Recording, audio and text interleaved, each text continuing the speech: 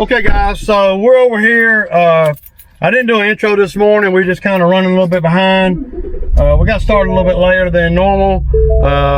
Everything's just still so wet. But we over here, me and Christian today. Bo was saying he wanted to work, but I didn't hear from him this morning. So so grateful to have Christian out here, the guy that wants to work, you know, because we got work to do. So I really appreciate all the comments yesterday from the video, but you guys are correct. You know, I really think that, you know, $3,500 or, you know, $3,600, somewhere right around in there would be a good price for me to get there. I'm still on the fence about what exactly to charge, but because I want the work. See, I want the work so bad, and that's a bad place to be in my head. And I got other work that I could do, but this work right here would be, well, if I could do it for, if I could get him to agree to, you know, $3,000, $3,200, somewhere right around in there, then it would be a very lucrative job for me. Not only the fact that we're going to get the $3,000, but also moving forward, you know, it's just a real, there's a tight rope here that you gotta, that you're on, because you gotta look at it like this, y'all. Okay, two ways to look at it. If I bid too high, I'm not going to get the work, and therefore I'm not going to get any other work over there. Okay, so there's that. This is I'm just telling you things that I'm thinking about, and then if I bid too low and I get the work, then he's going to expect low on everything that we do over there moving forward on other projects there. You see what I'm saying? But if I can get the number just right, what he's thinking in his head just right, then he won't have it. I mean, it would be in his best interest. I know that it'll be in his best interest for me to do all that fence removal and getting all the stobs and stuff up. I know that because I know what I bring to the table, but he don't know me. And so he might, I might tell him 3,500. He might go, oh, you know, and once you put that number out there, well, if he says no, then what do you do then? Well, I just don't do the work. I mean, I can't negotiate it. Now, included to sweeten the pot up a little bit, like I showed y'all in the video, I'm gonna get those two stumps out. You know, all those stobs out. Fence company's not going to do that, and I'm going to remove that stump that's in between the fence and the pool area. You know, that big tree that fell over. So I'm gonna get that out. I'm gonna remove 2 or 3 dog houses, and they're not really dog houses, but that's what they were for. I mean, easy for the skid steer to grab, and I don't have to haul anything. The only thing I got to haul out of there, y'all, is the metal. And they're gonna pay me to haul it out of there, so that will all be a part of the money. But I'm gonna also get some money back on the metal. I don't know how much. I have no idea what it weighs. I could probably look up what, you know, what 300 and something feet. You got 150, 150, and 80, and 80, and 80. So 300, 500 and something feet of, that's 5 foot fencing, I think. You know, it ain't 6. 5 foot fencing with the poles. And I got a grapple bucket for the skid steer. The grapple bucket, I'll go in there, I won't have to have I could literally do that job, pulling the fence out, without any labor if it were presented to me like that. But I'm not, you know, because I got Christian out there. But I could literally do that job with the grapple bucket, pulling the posts out. Now, he says there's concrete on every post. Well, he says there's concrete on most posts. So I know the corner posts are going to have concrete. But see, the concrete, we could dump all the concrete in the woods or put it back down in the hole. I don't know. whatever's the easiest. I might just put a bucket there and slide the bucket around, and the guys can just pick up and throw the concrete into a bucket, and then I can go put it down in a wash or something. Or we can just knock the concrete off, because when I go through there with a skid steer, I'm just going to grab the fence and I'm going to pull and see what happens. Now I'm going to have the guys, whoever's on the ground, cut it, cut the link and cut the top post. So so it'd be a little organized about how we pick it up and all. I don't need that crap to get all wrapped around my track and the sprocket and everything on the skid steer, because then that would be a nightmare to get off. So yeah, but anyway, I'll try to get a little bit of video today. I'm not sure exactly how much, but yeah. All right, y'all, peace out. Y'all seen this property before? This is where we removed the big pampas grass that was here and here. Y'all remember? Where they couldn't see to get out of their driveway, and we removed that. Christian's doing good though. I mean, he's pretty fast. Y'all hear that? Starter finna go. Always something, y'all. Always.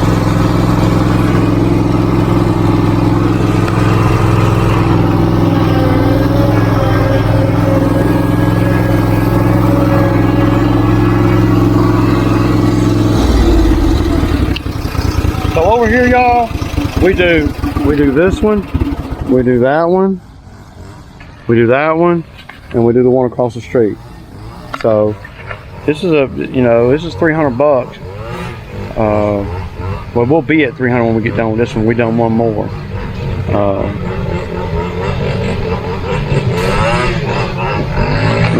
This is a 70. That's a 70, and that's a 60. And then the one we just did was a 70. So 70, 70, 70 is 210, 60, so 280 after we get done here. Not bad money at all, really. But I gotta show Christian some stuff, y'all, so I'm gonna put y'all on time lapse.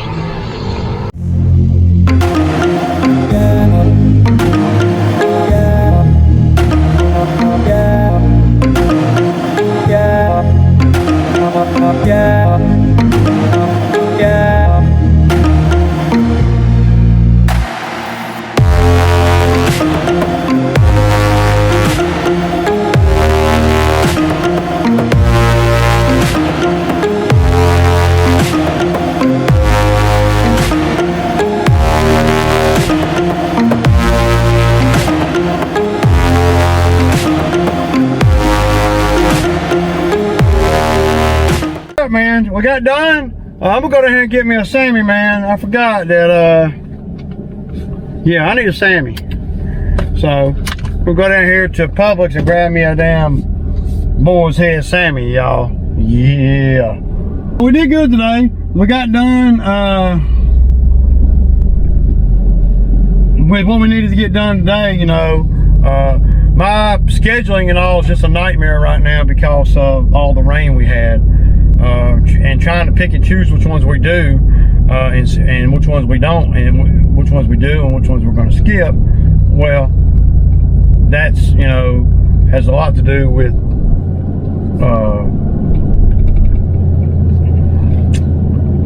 everything. So yeah,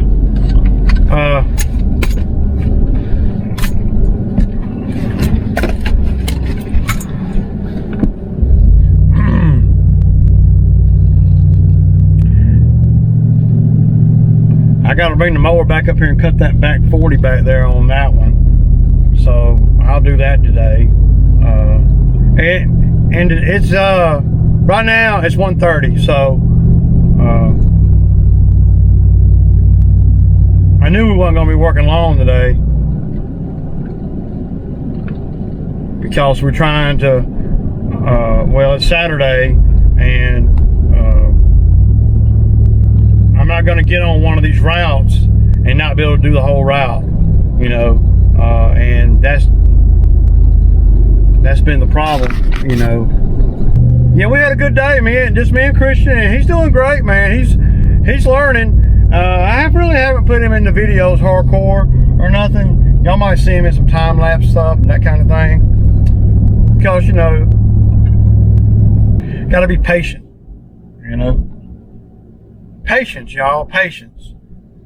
And if you're in this game and you're starting out, you got to be patient about everything. You can't just, you know, we as people, you know, we want it now.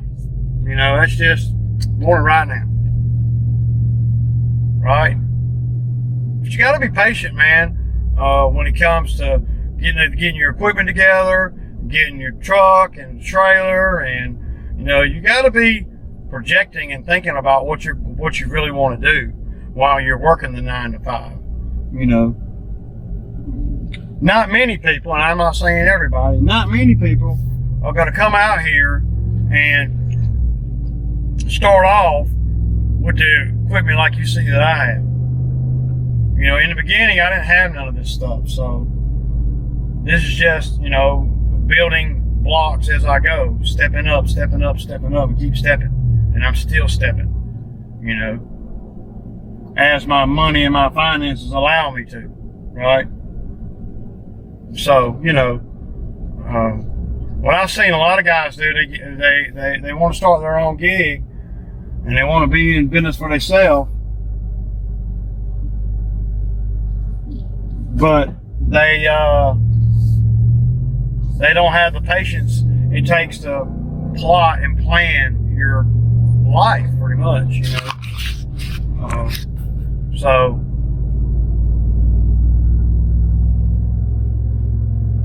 if you can plot and plan what you're doing and think about everything that you're doing and have a set plan of what you know, what kind of work you want to do out here, then, you know, you can do anything, you know.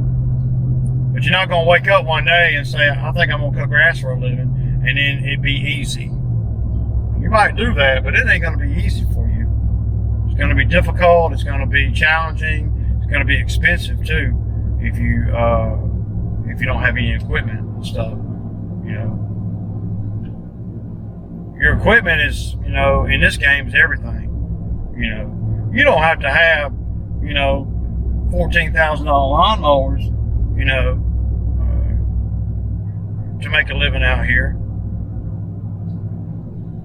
But you need good lawnmowers that are efficient, so you can do more work, you know, and make more money in the same time. See, that's what I'm, you know, OCD about.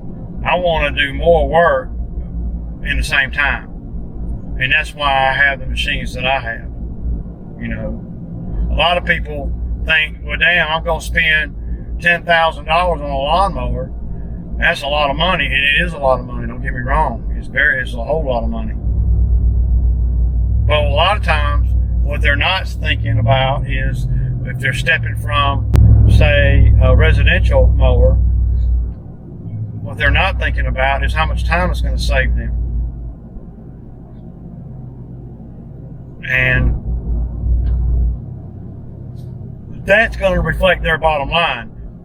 How much time it saves them, because if you got a residential mower, you know, well, I'll put it like this. When I had the John Deere tractor mowers and stuff, and like I had a Toro Time Saver, the residential mower, you know, a zero turn mower. Oh, I made good money with it compared to not having it, you know. But the difference in money that I can make from the tractor mower to the, you know, residential Z-turn mower was a big step, right? A big difference. Well, when you go from a residential zero turn to the commercial zero turn, you step into a whole nother difference in money making ability. So that's what I'm thinking about, as you know, as I look at more equipment. As I, you know, when I was young in the game, I'm looking at more equipment. I'm looking at, okay, I can do these 6 yards a day with this residential zero turn mower. Nothing wrong with that, you know. But it doesn't, you don't have as much free time and doing the same amount of work. What you gotta weigh is, okay, how much time am I going to save by buying a commercial mower? Then you figure that out per property or whatever. If a property's taking you an hour, you know, with a homeowner zero turn mower, and of course every property's different. If it's taking you an hour with a homeowner zero turn lawn mower, and it's a lot of cutting, mowing, cutting, then you could probably cut your time down 25 or 30 minutes, making you more efficient. If you got 8 yards, if you're doing 6 yards like that, right? And all 6 of those yards is an hour with a residential zero turn mower. You put a commercial zero turn mower on it, you'll probably save 20 to 25 minutes on each of those properties, according to the size of the property, but each of those properties.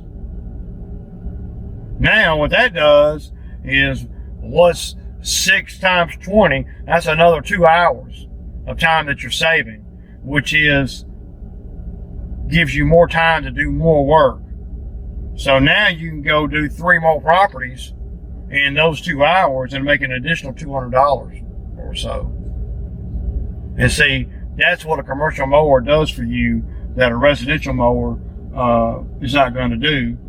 But you won't know that until you actually are running the commercial mower and have spent your money on it. And they are expensive, and it will make you think, whoa, what have I done stepped into? But the money that you can make with one, when you talk about a return on your investment, the money that you can make with one is right up there with the highest profit margin things that you can do. I mean, you spend $12,000 on a lawnmower, make $150,000. You know, of course, you got to do the work, and you got to have the work. You don't want to buy a big boy mower if you don't have enough customers, or if you don't have enough work, or if you don't plan on doing this full time. See, my thing is once I saw with the residential commercial mowers that I can make a decent living, then I knew then that I said, man, I told myself, I said, hell, this is a good way to make a living, man. I can make a lot of money out here, you know. And if I had a better mower, I could make even more money. And so once I got turned out by the residential zero turn mower, and you can make a living with them, man. I mean, you can, you know. But once I got turned out on them, then I knew that,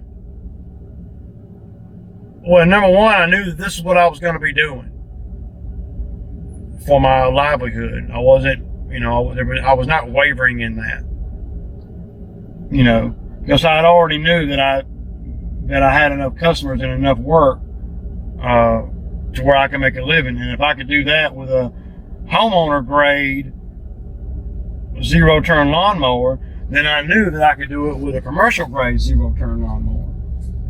I could do that and then some. And that's pretty much what I did, you know. So you got to be patient about everything and kind of methodically go through what you need and what your plan is. You got to know what your work plan is. What's your model? What are you trying to do? Are you trying to just do this part-time? Well, if you're trying to do it part-time, I'd probably just hold off on buying me a big commercial mower.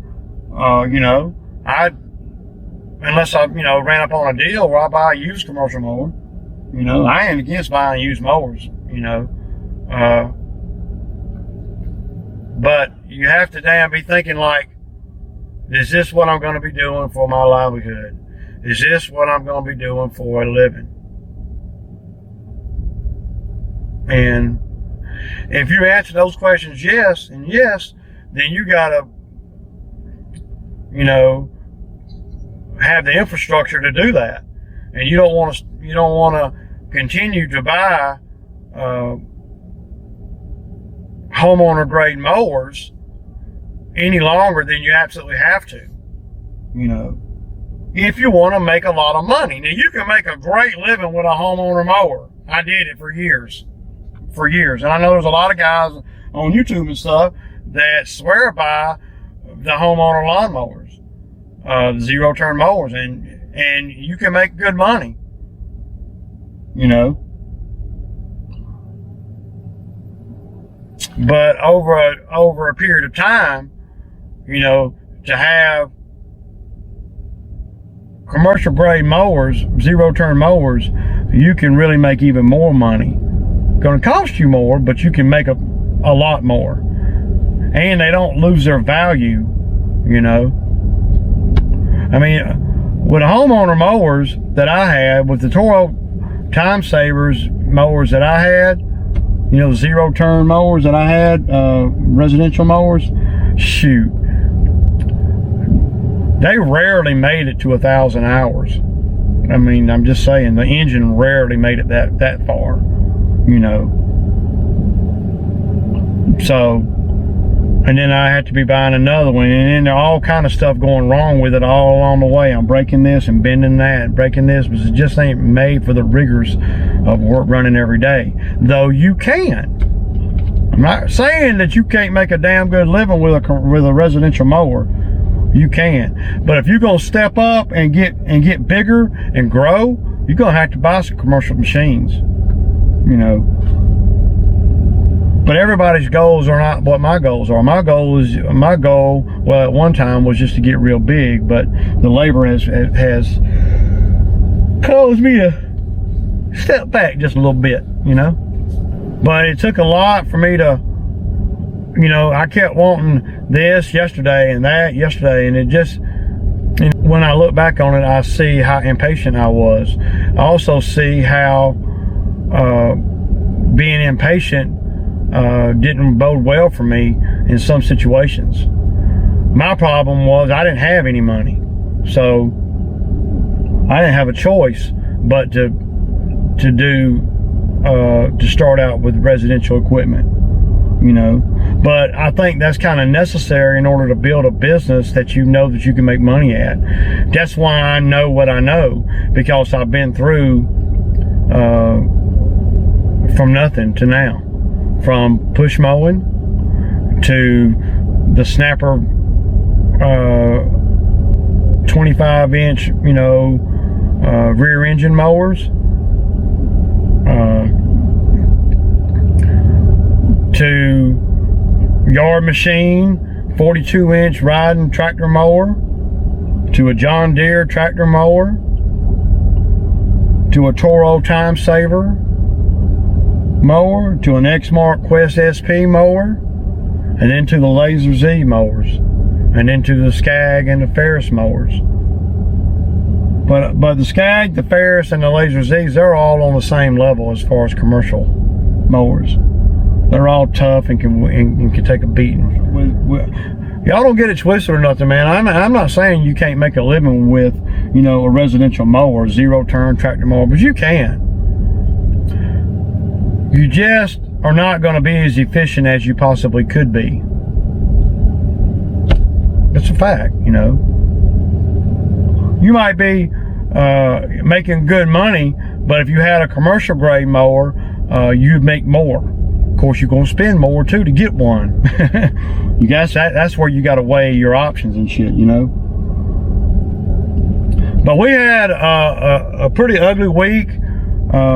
This week, I don't even think the business generated $1,200 this week.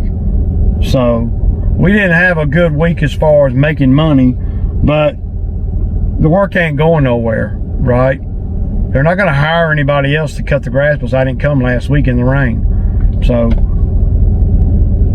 my thinking is, if I can't cut it, can't nobody cut it. That's my thinking. I don't know if I'm right or wrong, but that's my mentality. So yeah. But other than that, y'all, I'm over here at the Publix, and it's lunchtime, and y'all know, Ray finna go in here and get him a Sammy time Saturday, y'all. See ya.